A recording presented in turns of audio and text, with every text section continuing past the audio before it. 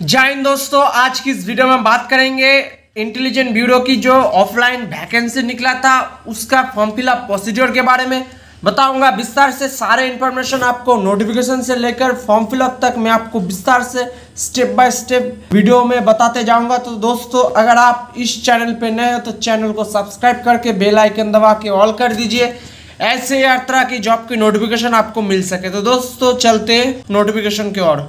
तो form fill up की process शुरू करने से पहले मैं आपको कुछ बेसिक इन्फॉर्मेशन देता हूं जो आगे आपको फॉर्म भरने में सहायता करे। तो दोस्तों, आप सबको मालूम है इसका टोटल वैकेंसी 766 वैकेंसी है। उसके बाद यहाँ पर जो बेसिक इन्फॉर्मेशन दिया गया है यहाँ पर आप चाहे तो चेक कर सकते हैं।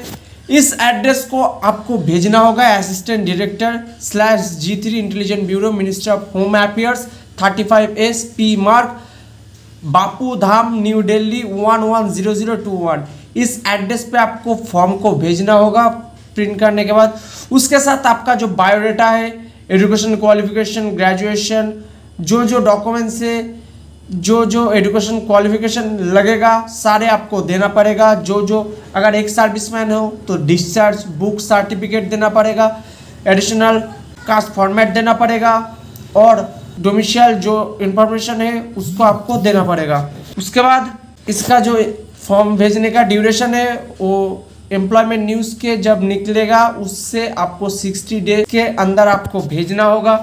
और इसके लिए जो क्वालिफिकेशन लगेगा वो असिस्टेंट सेंट्रल इंटेलिजेंस ऑफिसर 1 में आपको 70 वैकेंसी है, जिसके लिए आपको डेपुटेशन और एब्जॉर्प्शन, और इसमें आपको सेंट्रल पुलिस ऑर्गेनाइजेशन और स्टेट पुलिस ऑर्गेनाइजेशन जो आधिकारिक है उन्हीं लोग फॉर्म फिलअप कर सकते हैं। इसके साथ आपको 2 ईयर एक्सपीरियंस लगेगा और आपको बैचलर डिग्री होना चाहिए किसी भी यूनिवर्सिटी से और 2 ईयर का एक्सपीरियंस होना चाहिए सिक्योरिटी वर्क में।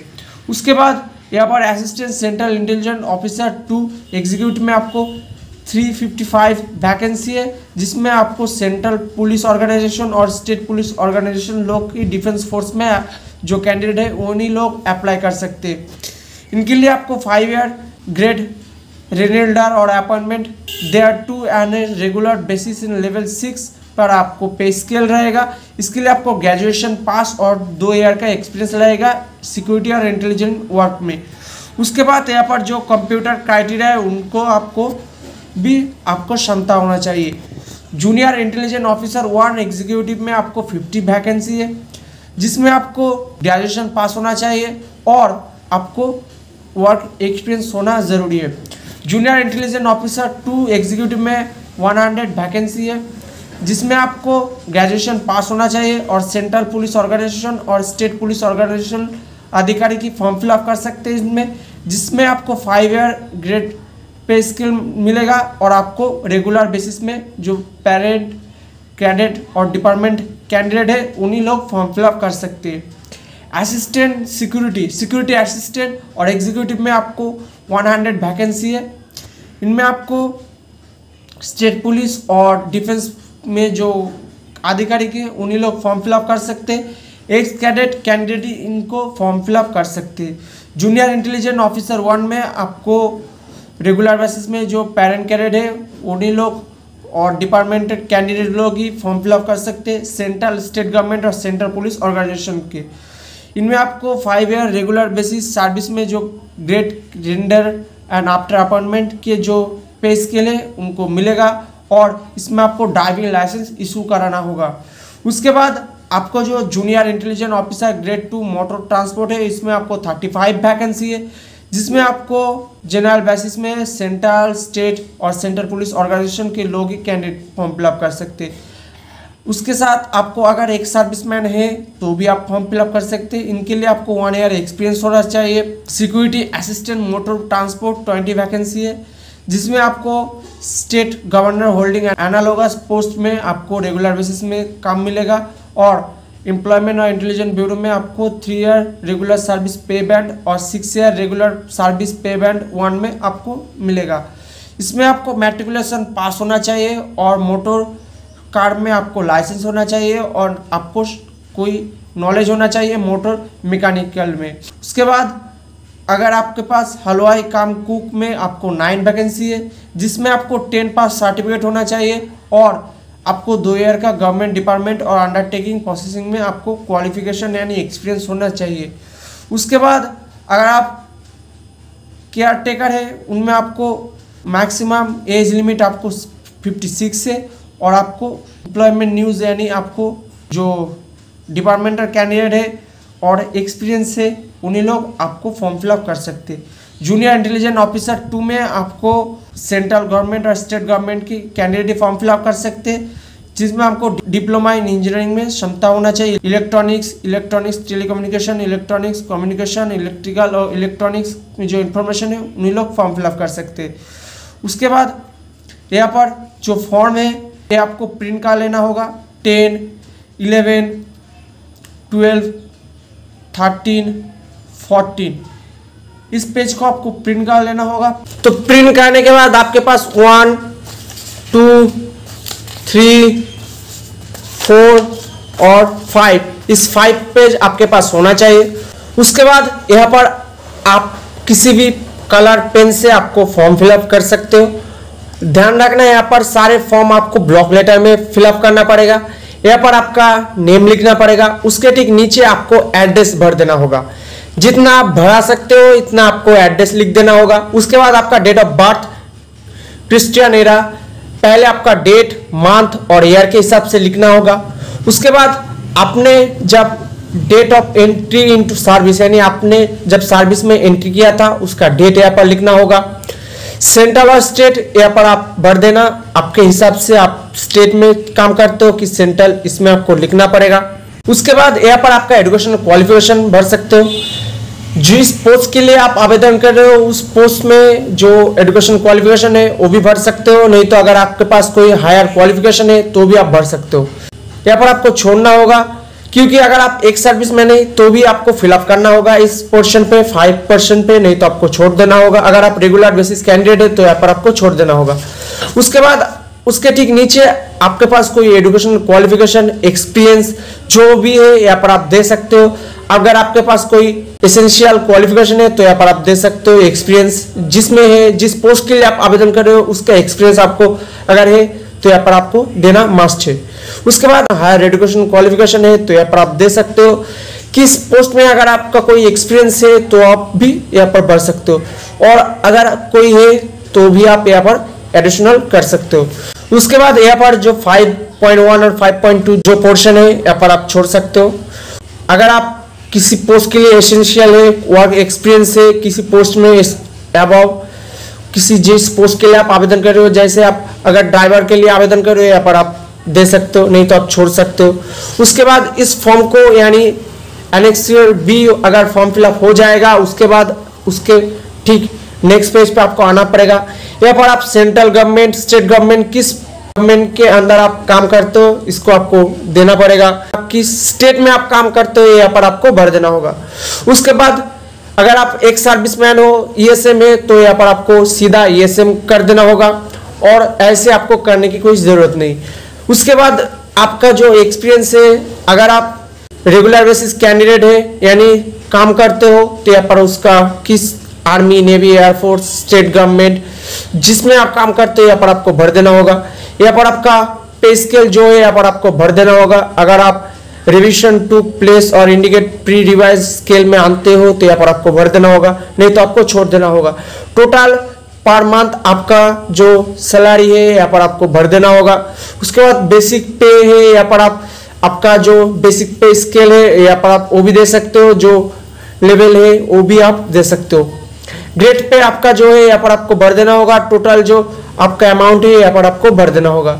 उसके ठीक नीचे अगर आप एक सर्विसमैन कैंडिडेट हो, रेगुलर बेसिस कैंडिडेट हो तो यहाँ पर आपको सीधा भर देना होगा, आपके जो हिसाब से है यहाँ पर आपको भर देना होगा। एडिशनल इंफॉर्मेशन अगर आपके पास है यानी आपका डिप्लोमा है, कोई कंप्यूटर में कोई वर्क एक्सपीरियंस है, एनसीसी कैंडिडेट है तो यहाँ पर आपको भर देना होगा। आपके पास कोई एक्सपीरियंस और एडिशनल इंफॉर्मेशन है तो, नहीं तो आपको छोड़ भी सकते हो। उसके बाद अगर आप एक सर्विसमैन कैंडिडेट हो तो ही आपको भर देना होगा क्योंकि आपका कोई अवार्ड स्कॉलरशिप जो आपको मिला उसके हिसाब से यहाँ पर आपको भर देना होगा। अगर है तो ही आपको भर देना होगा, यहाँ पर नहीं तो आपको छोड़ देना होगा। उसके बाद उसके ठीक नेक्स्ट पेज पे आना होगा। आप जिस जगह आप अपना जो एड्रेस है उसका स्टेट यहाँ पर भर देना होगा, क्योंकि उसी स्टेट पे आपका जो काम है वही आपको देने की कोशिश करेगा।